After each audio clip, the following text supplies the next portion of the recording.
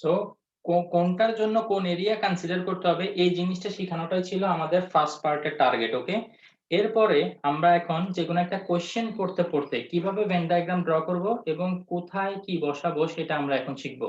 ওকে, দেখো খেয়াল করো, আমি এখন এরিয়া গুলাকে শুধু নাম্বারিং করছি, তাই না? 1 number area, 2 number area, 3 number area, এগুলো কিন্তু এটা মিন করে না যে এখানে শুধু 3 জন স্টুডেন্ট আছে।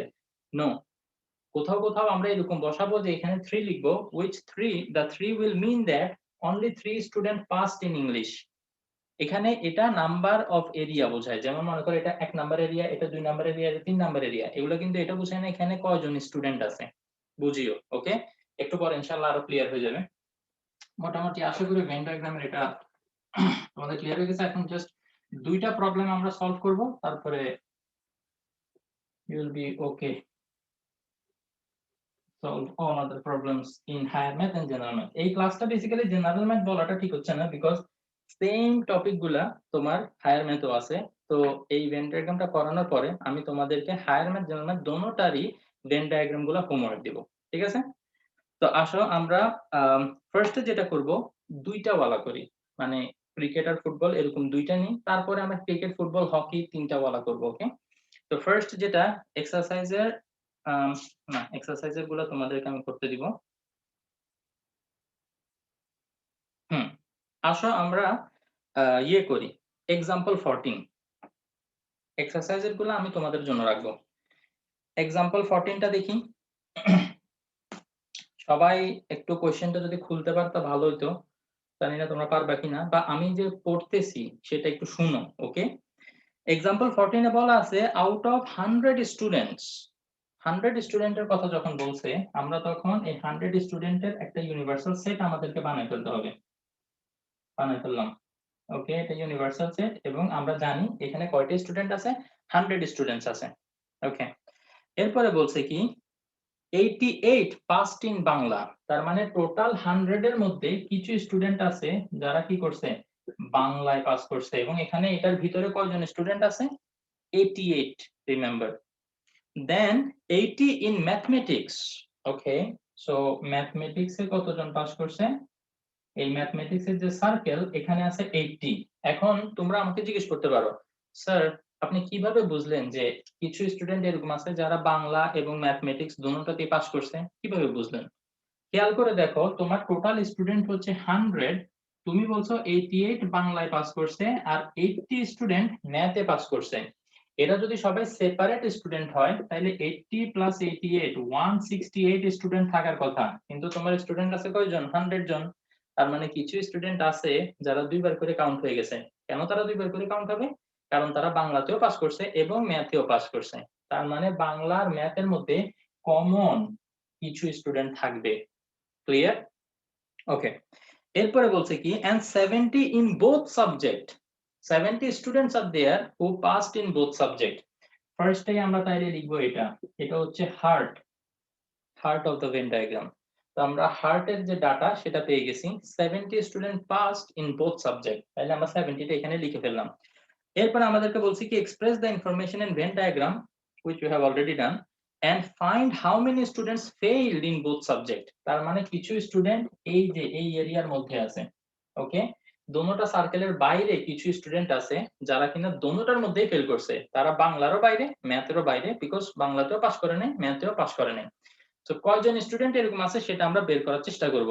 ওকে, কিভাবে করব সেটা খেয়াল করো, আমি কি বললাম, বাংলাতে কতজন পাস করছে, 88 জন। তাইলে টোটাল বাংলার যে সার্কেল এখানে 88 জন থাকবে, তার মধ্যে এই এরিয়াটাতে 70 জন অলরেডি হয়ে গেছে, তাইলে এখানে কয়জন থাকবে, 18 জন। 18 জন। এক্সেলেন্ট। 88 মাইনাস 70, কেন আমরা 88 থেকে 70 মাইনাস করব, বিকজ টোটাল বাংলা সার্কেলে যে 88 থাকার কথা তার মধ্যে 70 এই এরিয়াতে চলে আসছে, তাহলে বাকি আর কয়জন থাকে, বাকি থাকে 18 জন। দেখো আমরা ভেন ডায়াগ্রামের মধ্যেই সলভ করে ফেলতেছি, নাইলে কিন্তু এই জিনিসটা সলভ করার জন্য তোমাদেরকে একটা ফর্মুলা মুখস্থ করতে হতো এবং সেটা দিয়ে তোমাদেরকে ক্যালকুলেট করতে হতো। বাট তোমরা এখন ভেন ডায়াগ্রাম বুঝো, তোমাদের কোনো ফর্মুলা মুখস্থ করতে হবে না ইনশাআল্লাহ। এরপরে আসো ম্যাথে 80 জন পাস করে, তাইলে ম্যাথের এখানে কয়জন থাকবে? টোটাল 80, তার মধ্যে 70 জন এখানে চলে আসছে, তাহলে বাকি কয়জন? 10 জন 10 জন। 10 তার মানে 80 মাইনাস 70 এই ক্যালকুলেশনটা ভেন ডায়াগ্রামের মধ্যে দেখাই দিতে হবে, তাইলে বুঝতে হবে যে তুমি অ্যাকচুয়ালি বুঝে করছো। তাইলে খেয়াল করো এই এখানে এরিয়া কয়টা?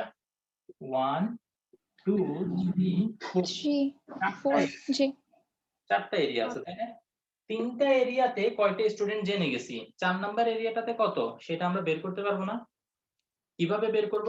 জি থিঙ্ক করো, 100 স্টুডেন্ট টোটাল থাকার কথা, চারটা এরিয়া মিলে 100 স্টুডেন্ট থাকার কথা। চারটা এরিয়ার মধ্যে নাম্বার 1 এরিয়াতে আছে 18 স্টুডেন্ট, নাম্বার 2 এরিয়াতে আছে 70 স্টুডেন্ট, নাম্বার 3 এরিয়াতে আছে 10 স্টুডেন্ট, নাম্বার 4 এরিয়াতে কয়জন আমরা জানি না, তো আমরা ধরে নিব সেটা x। তো এই চারটা এরিয়ার সবগুলো স্টুডেন্ট মিলে আমার হইতে হবে কত? 100 স্টুডেন্ট আছে টোটাল আমি জানি, তাহলে এখান থেকে 100 কে আমি বের করে সরি x এর ভ্যালু কি বের করে ফেলতে পারবো না? 70 plus 10 80, 80 plus 18 is 98, 98 কে যদি আমি ওইদিকে নিয়ে যাই it will be minus 98, তাইলে x answer will be 2 2। তার মানে দুইজন স্টুডেন্ট এরকম আছে যারা কিনা কি করে নাই, কোনোটাতেই পাস করে নাই।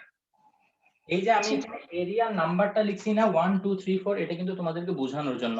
তোমাদেরও যদি এইভাবে নাম্বার লিখে করতে সুবিধা হয় তোমরা এইভাবে এরিয়া নাম্বার দিবা, বাট পরে সেটা অবশ্যই পেন্সিল দিয়ে লিখবা এবং পরে অঙ্ক করা শেষে এটা মুছে ফেলতে হবে, কারণ মেইনলি এই ডাটাগুলো থাকতে হবে এখানে। ওকে, তো এখানে যে মিস্টেক গুলো স্টুডেন্টরা করে সেটা একটু আমি তোমাদেরকে বলি। এখানে বলা আছে কি বাংলাতে 88 জন পাস করে, তো স্টুডেন্টরা করবে কি এই যে এরিয়াটা আছে এখানে 88 জন লিখে রাখবে, কিন্তু সেটা কিভাবে সম্ভব? টোটাল বাংলাটা মিলে 88, 70 অলরেডি চলে গেছে, তাইলে এখানে 18 বাকি থাকবে, তাই না? কি বলছো বুঝতে পারছো? তো এখান থেকে আমি এখন তোমাদেরকে, ওরা তো খালি একটা কোশ্চেন জিজ্ঞেস করছে how many failed in both subject, সেটা আমরা বের করছি 2 স্টুডেন্টস ফেইলড। আমি তোমাদেরকে অন্য কিছু কোশ্চেন করব, তোমরা এখন আমাকে আনসার দিবা। ওকে, এবার মনে করো আলিফ তুমি আমাকে বলো how many students passed only in Bangla? 18 18, very good, because এই 18 স্টুডেন্ট শুধু বাংলাতে আছে, এরা ম্যাথের বাইরে, তার মানে ম্যাথে পাস করে নাই কিন্তু বাংলাতে পাস করছে, সো অনলি বাংলা। এবার মনে করো সুমাইয়া বলো how many student passed in only mathematics? 10 students are there. Okay, so তোমরা বুঝে গেছো আসলে। ওকে, সো দুইটা ওয়ালা কিভাবে করতে হবে সেটা আমরা বুঝে গেছি, তিনটা ওয়ালাটা a little bit challenging, but already তোমরা কিন্তু সেটা শিখছো। ঠিক আছে, তো আমরা একটা প্র্যাকটিস করতে হবে শুধু, তো আসো আমরা এটা একটু প্র্যাকটিস করি।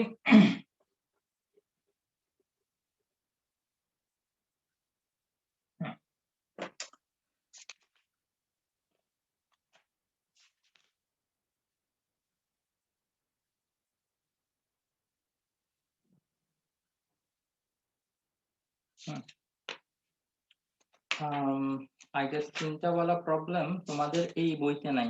ওকে, জেনারেল ম্যাথ বইতে নাই, আমি হায়ার ম্যাথের একটা বই নিয়ে হায়ার ম্যাথের একটা প্রবলেম তোমাদেরকে সলভ করে আমি বইটা একটু নিয়ে আসি। ওকে, সো তিনটা ওয়ালা যে প্রবলেম সেটা হায়ার ম্যাথে করব, বুঝতেই পারতেছো হায়ার ম্যাথ হচ্ছে একটু হায়ার, তো এই কারণে তিনটা ওয়ালা problem higher math and it is 1.1। Okay, তো 17 নাম্বার প্রবলেম এক্সারসাইজের, এটা আমি এখন তোমাদের কাছে হয়তো পিডিএফ আছে তোমরা পরে দেখতে পারবা, বাট আমার কথাগুলো এখন শুনো। Out of 30 student of a class, total student 30, so 30 স্টুডেন্টের জন্য আমি একটা বাসা বানাই।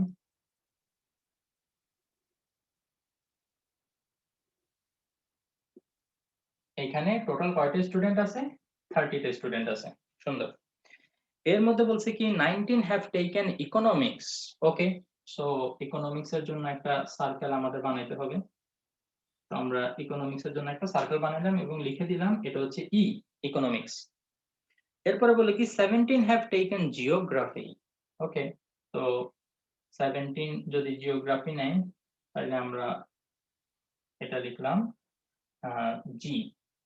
তো আবার কোশ্চেন জিজ্ঞেস করতে পারো স্যার কিভাবে বুঝলেন যে কিছু কমন পার্ট আছে?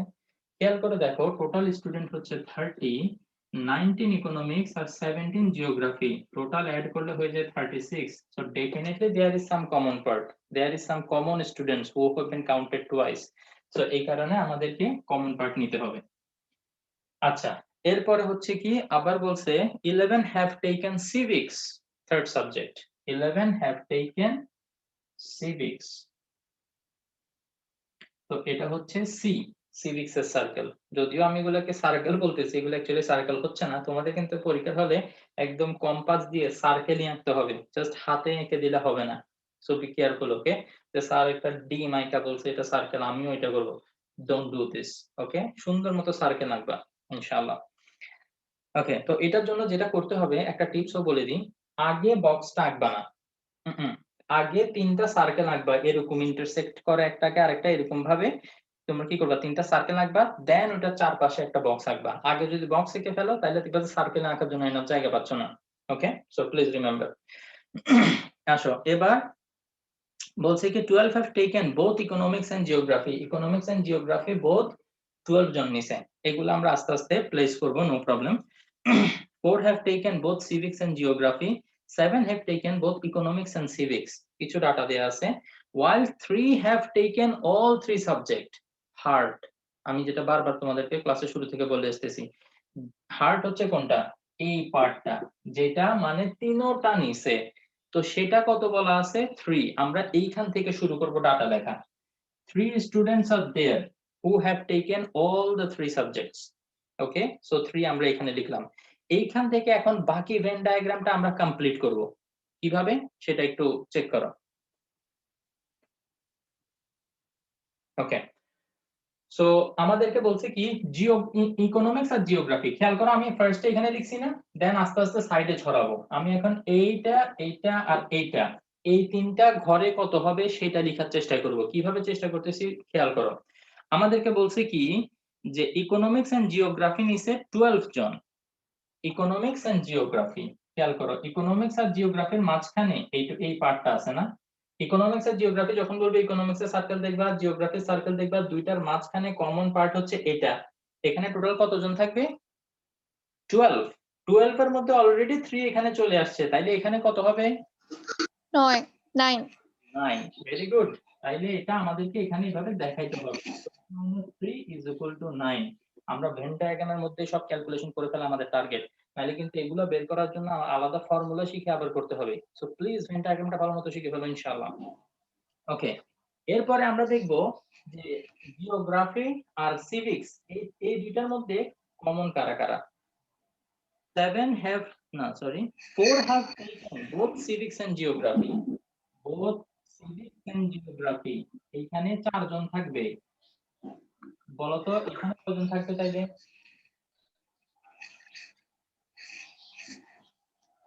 টোটাল এখানে 4 জন থাকবে। এখানে কয়জন হবে তাইলে?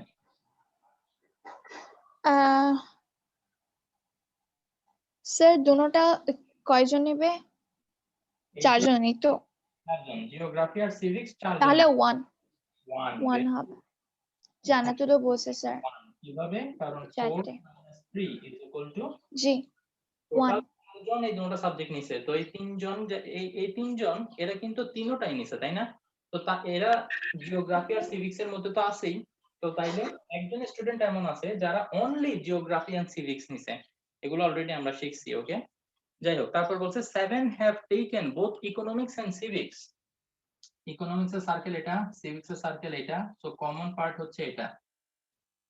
এখানে 7 জন থাকতে পারবে। তাহলে বলো এই এরিয়াতে কয়জন থাকবে? 4 জন। 4 জন। 4 - 3 = 4 জন। বিকজ 7 জন এখানে থাকার কথা, 3 জন ওখানে অলরেডি হয়ে গেছে, তাইলে এখানে আর 4 জন। তাইলে তো টোটাল 4 আর 3 মিলে 7 হবে, তাই না? এবার আমরা এইগুলো ফিল আপ করব। Only economics, only geography and only civics, এই এরিয়াগুলো কিভাবে করব খেয়াল করো। ইকোনমিক্স শুরুতেই বলে দিছিল 19 have taken economics. ইকোনমিক্স এর সার্কেল কোনটা? এটা হচ্ছে ইকোনমিক্স এর সার্কেল। এখানে টোটাল 19 জন থাকতে পারবে। 19 এর মধ্যে কতজন অলরেডি হয়ে গেছে দেখো তো। 9 + 3 12, 12 + 4 16, টোটাল 16 স্টুডেন্ট এখানে হয়ে গেছে। তাইলে এখানে আর কয়জন বসাইলে তোমার 19 হবে?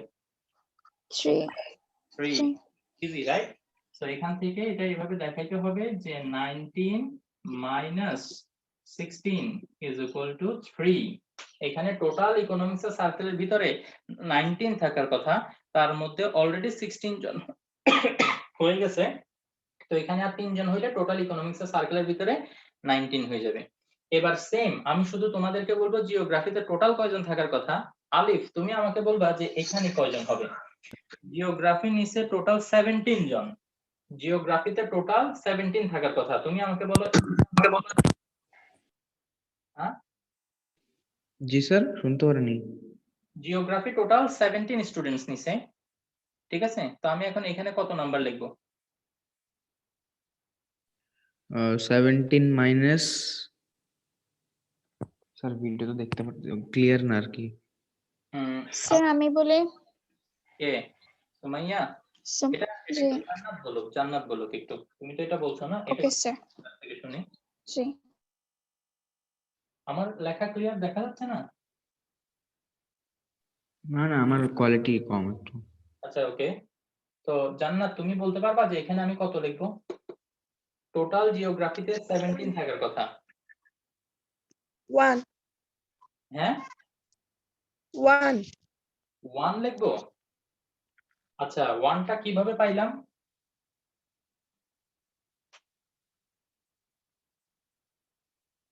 সুমাইয়া বলতে পারবা? জি স্যার বলো। 17 minus 13 which is 4 students will be there 4 students. তো 17 থেকে তুমি যে 13 মাইনাস করছো সেই 13টা কোথা থেকে পাইছো? 9 plus 3 plus 1 ভেরি গুড। এই যে জিওগ্রাফির যে সার্কেল, এই সার্কেলের ভিতরে অলরেডি কয়জন আছে? 9 প্লাস 3 12, 12 প্লাস 1 13। তো 13 14 আর কত অ্যাড করলে তোমার 17 হবে? 4। 4 17 থেকে অলরেডি 13 স্টুডেন্টস এখানে চলে আসছে, 9 প্লাস 3 প্লাস 1 অলরেডি 13 স্টুডেন্টস এখানে চলে আসছে, তাহলে আর 4 জন স্টুডেন্ট বাকি শুধু, রাইট? তো তাইলে এখানে 4 জন হবে। ঠিক একই ভাবে এবার আমি জান্নাতুল ফেরদাউস, তুমি ক্যালকুলেট করা শুরু করে দাও। এই সিভিক্সে কতজন আছে আমি তোমাকে বলবো। সিভিক্সে আছে 11 স্টুডেন্টস হ্যাভ টেকেন সিভিক্স, তাইলে আমাকে বলো এইখানে আমি কত লিখবো এখন? আমরা জান্নাতকে একটু টাইম দিই, কারণ ও লিখবে। ক্যালকুলেশন করো এবং লিখে আমাকে বলো। কোনো লেখা যদি বোঝা না যায় তাইলে আমাকে বলবা। বাকিরাও ক্যালকুলেশন করো মনে মনে, so that when she says we can check whether it is correct or not. Okay, I have calculated already. Very good, Jannatul Firdaus have given correct answer. Total এখানে 11 স্টুডেন্ট থাকার কথা। 11 থেকে 4 প্লাস 3 7, 7 প্লাস 1 8, 8 স্টুডেন্ট অলরেডি হয়ে গেছে এই সার্কেলের ভিতরে, তাই না? তো 11 থেকে 8 স্টুডেন্টস হয়ে গেলে বাকি আর এখানে থাকার জন্য থাকবে 3 জন, সো এটা 3 হবে। Excellent, very good. তো আমরা ভেন ডায়াগ্রাম কমপ্লিট করা শিখে গেছি আলহামদুলিল্লাহ, ঠিক আছে? এরপরে যা যা ক্যালকুলেট করতে বলবে সেটা আমরা ক্যালকুলেট করতেই পারবো, অসুবিধা নেই। এটা যদি শিখে রাখো 99% ওকে, ভেন ডায়াগ্রাম শিখা হয়ে গেছে জাস্ট উইদিন 1 ক্লাস। হ্যাঁ ওকে, তো এখন আমরা একটু দেখি যে এখানে যেটা ক্যালকুলেট করতে বলছে সেটা কিভাবে ক্যালকুলেট করা যায়। এখানে বলছে how many students have taken none of the 3 subject. তার মানে হচ্ছে এই যে বাইরের যে এরিয়াটা, তিনটার বাইরের যে এরিয়া, সেটা কিভাবে আমরা ক্যালকুলেট করব। তো আমরা জানি এখানে প্রত্যেকটা এরিয়াতে যতগুলো স্টুডেন্ট আছে সবগুলো স্টুডেন্টকে যদি আমি অ্যাড করি আমার হইতে হবে টোটাল 30 স্টুডেন্ট, টোটাল 30 স্টুডেন্ট হইতে হবে। তো তাইলে 30 স্টুডেন্ট হতে হবে, তাইলে আমরা সবগুলা এরিয়ার স্টুডেন্ট অ্যাড করি। 3 লিখলাম, দেন 9, দেন 4 1, দেন 3 4, দেন আর বাকি 3। এখানে যতগুলো স্টুডেন্ট আছে সবগুলোকে অ্যাড করে ফেলছি, আর বাইরে যারা কোনো সাবজেক্টই নেয় নাই ধরে নিলাম দে আর এক্স, তাইলে সবগুলো স্টুডেন্ট এখন অ্যাড করলে it should be equal to 30। তাইলে এক্স এর ভ্যালু কত হবে? 3 প্লাস 9 12, 12 প্লাস 4 16, 17, 20, 24, 27। তাইলে এখানে হচ্ছে 27 plus x is equal to 30, so x is equal to 30 minus 27, so x is equal to 3, So 3 students are there who did not take any of the subjects. Is it clear? Okay, excellent. এখন এখান থেকে শুধুমাত্র এটাই question জিজ্ঞেস করতে বলে আমরা শুধু এটা শিখবো না, আমি তোমাদেরকে আরো কোশ্চেন করব যেগুলো তোমরা আমাকে আনসার দিবা। এখন দেখি আমাকে বলো, how many students have taken economics and civics? How many students have taken economics and civics? 7. Very good, excellent. কিভাবে 7 বের করলা? 3 plus 4. Very good, 3 plus 4. কোন 3 আর কোন 4? A3 A4 main A4. না মাঝখানে 3 এর 4. Very good. আমি বলছি who have number of students who have taken economics and civics. তাইলে economics আর civics এই দুইটা সার্কেলের মাঝখানে 4 আর 3 আছে, টোটাল 7. এখন আমাকে আলিফ তুমি বলো, how many students have taken only economics and civics? 4. Very good. এই 4 স্টুডেন্টস হচ্ছে only economics and civics, তারা জিওগ্রাফির বাইরে। কারেক্ট? আমার মনে হয় এখন বাকি সবগুলোই তোমরা পারবা। ওকে, তারপর সুমাইয়া দেখি তুমি আমাকে বলো, how many students have taken geography and civics? Sir, it's 4. 4 students. 3 plus 1 4. Geography and 4. civics. How many students have Ji. taken only geography and civics? Only geography and civics. It's 1. 1. ঠিক আছে, শুধু জিওগ্রাফি এন্ড সিভিক্স এর মধ্যে আছে এই জি। Economics বাদ। ওকে, তো এবার জান্নাত আনমিউট করো, আমি তোমার সাথে একটু কথা বলতে চাই। জান্নাত আমাকে বলবে, how many students have taken only economics?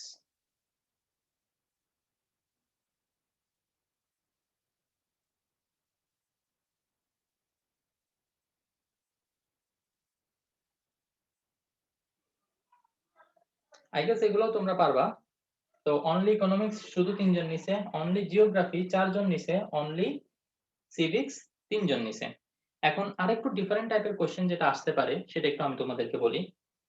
Question আসতে পারে, হাউ মেনি স্টুডেন্টস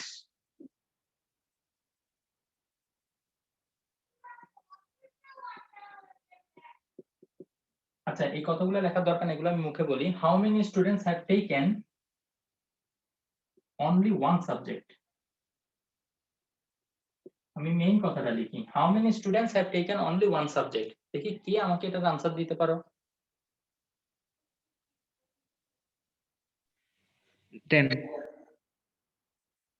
এক্সেলেন্ট, শুধুমাত্র একটা সাবজেক্ট নিছে। তারা কারা কারা? এই যে এই 3 জন শুধু ইকোনমিক্স নিছে, অনলি ওয়ান সাবজেক্ট। এই 4 জন শুধুমাত্র জিওগ্রাফি নিছে, এই 3 জন শুধুমাত্র সিভিক্স নিছে। তো এদেরকে তুমি যদি অ্যাড করো তাহলে আমি বলতে পারবো 10 students are there who have taken only one subject. এবার আমি জিজ্ঞেস করি, how many students have taken just two subject? 5. শেষ হয়ে যাচ্ছে। আচ্ছা একটু দাঁড়াও। Okay, so the question that I was asking, how many students have taken just two subjects? কথাটা খেয়াল করতে হবে, how many students have taken just two subjects? এবং আলিফ এখানে আনসার দিছে 9। 9 আনসার দিছো নাকি? জি। এখানে আসলে আনসারটা হবে কি, দেখো এই যে এই 9 students they have taken economics and geography, exactly two subject নিছে, তাই না? This one student have taken geography and civics, exactly two subjects, so we need to consider him also. These 4 students have taken economics and civics, exactly two or just two subjects, they both mean the same thing, so we have to consider this 9 1 and 4. Oh sir, I saw that 4. 40. I saw that 4, not 9. Huh? Oh my Many god. students are there who Due have to taken bad. just two subjects. Okay, so this is very important. Now arekta last type of question jeta jiggesh korte pare, number of students who have taken at least 2 subject এটা last question আছে at least 2 subject নিচে কয়জন দেখি বলো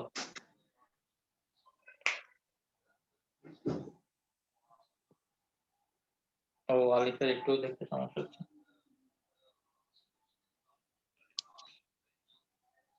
at least 2 দেখো just 2 subject আর at least 2 subject difference আছে let me discuss it okay যখন আমরা বলবো at least 2 এই কথাটার মানে বুঝতে হবে যে at least কারা কারা হ্যাঁ বলো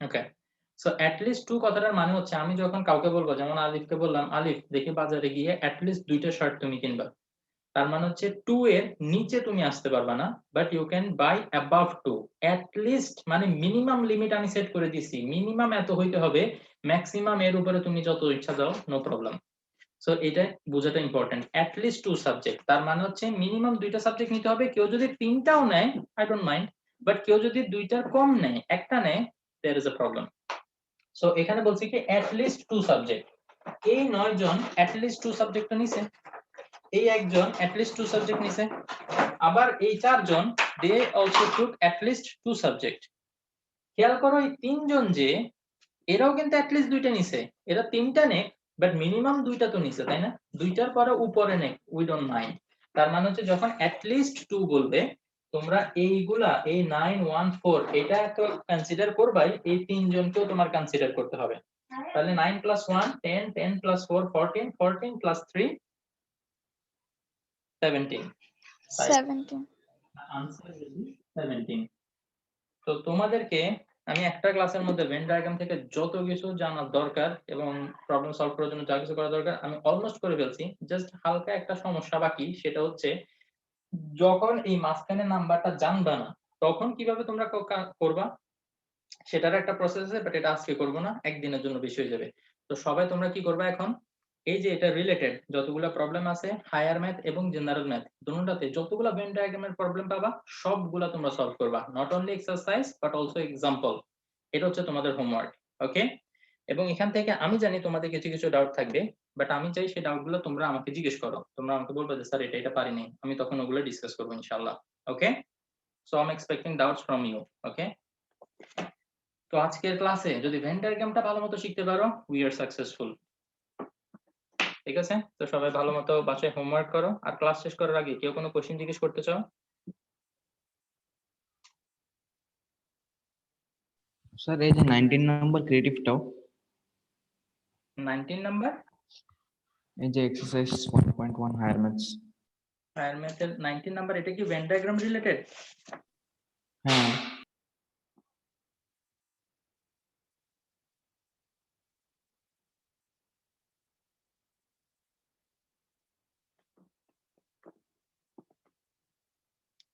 একটু দেখি